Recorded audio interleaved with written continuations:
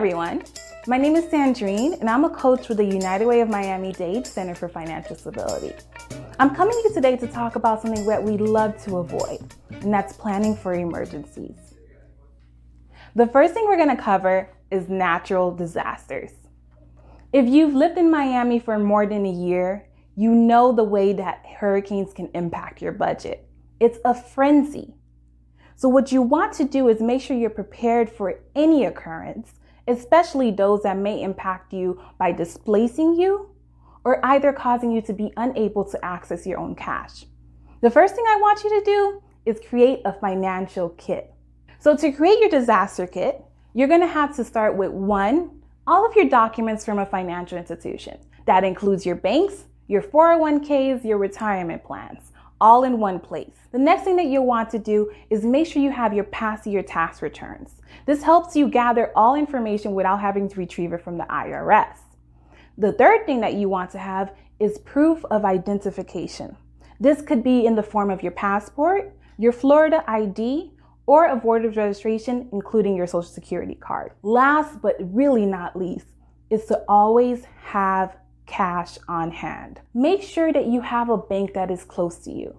The difference between having a bank account that is 3 blocks versus 3 miles when you are rationing gas makes all the difference in the world.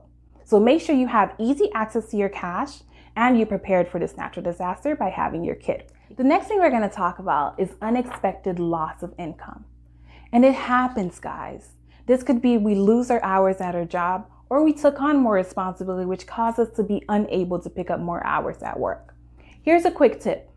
Approach all your goals as though you could lose your income tomorrow. Your savings needs to be set up for the ability to survive even after you lose your income. A way to look at your budget through this lens is to, number 1, know what your income and expenses are, including your needs and your wants. How much money is left over after you pay all your bills? Knowing this is the difference between surviving for 3 months without income and 6 months. The second thing you want to do is plan for any large expenses you have. If you do want to go on the trip, save for the trip as opposed to pulling that money out of your savings account, which can cost you a month in being able to survive without income. The third thing we're going to talk about is medical emergencies. This is probably the most serious of things that we'll discuss because this leads people to bankruptcies. More than 1 in 4 families end up having unexpected medical costs, which end up in debt and also straining their family budget. This is a very common situation. You want to do 3 things in order to get ahead of any medical emergencies.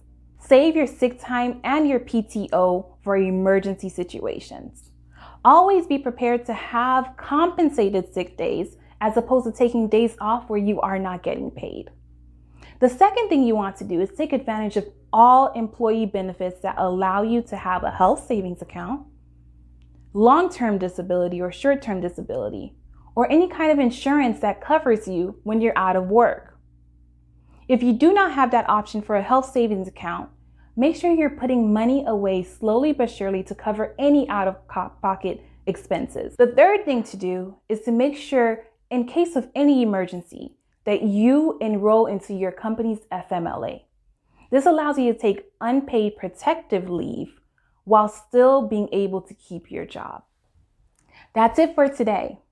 I hope you learned something and you will start applying these things in order to save for future emergencies. Stay tuned for our next Ask a Financial Coach video and be sure to leave any questions that you have in the comments. We will answer them. Have a great day.